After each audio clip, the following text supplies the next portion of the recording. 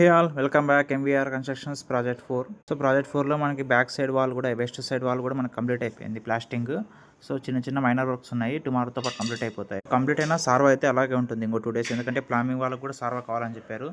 So వాళ్ళ వరకు కూడా స్టార్ట్ చేసుకున్నారు ఇవాళ. బ్యాక్ సైడ్ మనం 2 సార్లు ఫిల్ చేసాం కదా, సో అందులో నాటడానికి క్లయింట్ చెట్లు తీసుకొచ్చారు. సెంటరింగ్ వాళ్ళకి చెప్పాను, ఈవినింగ్ వచ్చి నాడతామని చెప్పారనమాట. నాకు ఇన్సైడ్ వాల్ పుట్టి అనేది మొత్తం కంప్లీట్ అయిపోయింది, అంటే సింగిల్ కోట్, ఇంకొక కోటింగ్ ఉంది. హాల్లో పీఓపీ పెండింగ్ ఉంది, ఎందుకంటే హాల్లో పెద్ద పీఓపీ కదా, కొంచెం టైం పడుతుంది. సో మిగిలింది మ్యాక్సిమం అంతా కంప్లీట్ చేసేసారు. బెడ్రూమ్స్ వాల్ పుట్టి మొత్తం సింగిల్ కోటింగ్ కంప్లీట్ అయిపోయింది. వాల్ పుట్టి కూడా మనం ఏషియన్ కంపెనీలోనే తీసుకున్నాం అనమాట.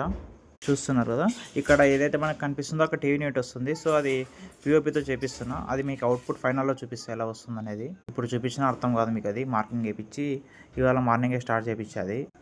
అండ్ కిచెన్లో కొంచెం పెండింగ్ ఉండింది కదా, సో అది కూడా కంప్లీట్ అయిపోయింది. అండ్ కమింగ్ టు ఫస్ట్ ఫ్లోర్లో కూడా మనకి పిఓపి వర్క్ జరుగుతుంది. ఫస్ట్ ఫ్లోర్లో కూడా మనకి లప్పం అనేది పెట్టుకున్నారు వాళ్ళు పుట్టి. చూపిస్తాం మీకు క్లియర్గా వన్స్. పైన ఇప్పుడు ప్రజెంట్ పిఓపి వర్క్ జరుగుతుంది హాల్లో. బెడ్రూమ్స్లో ఆఫ్టర్నూన్ కంప్లీట్ చేసుకున్నారు. సో ఈవినింగ్ అయింది కదా టైం ఇప్పుడు. సో అది హాల్లో ఒకటి ఉంది పెండింగ్, బెడ్రూమ్స్లో అనేది అయిపోయింది. ఫినిషింగ్ ఉంది, ఫినిషింగ్ టుమారో చేస్తామని చెప్పారు పిఓపిని.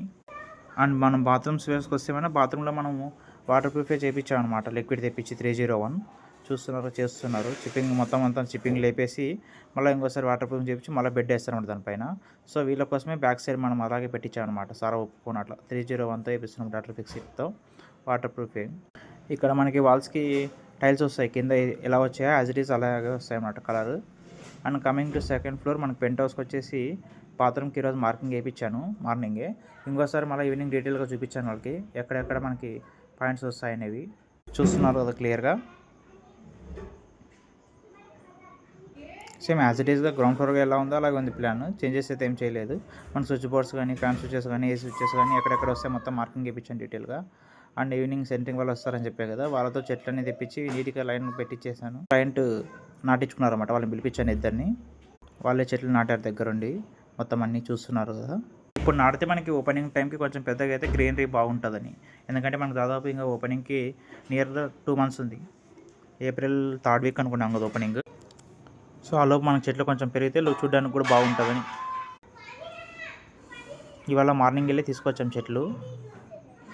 ఈవినింగ్ 7కి 6:30, 7 అరౌండ్ ఆ టైంలో అయిపోయింది నాటడం.